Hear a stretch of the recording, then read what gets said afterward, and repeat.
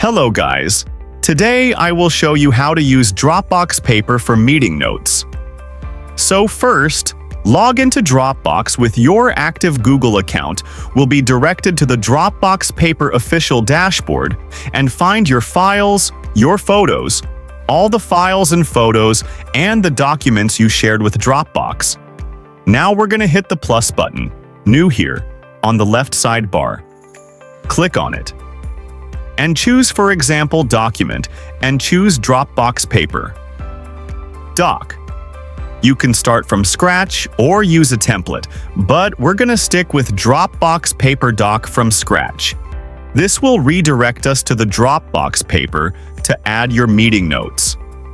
So this is the title, and here the text to start typing here, the text. Add your desired text on this paper dog.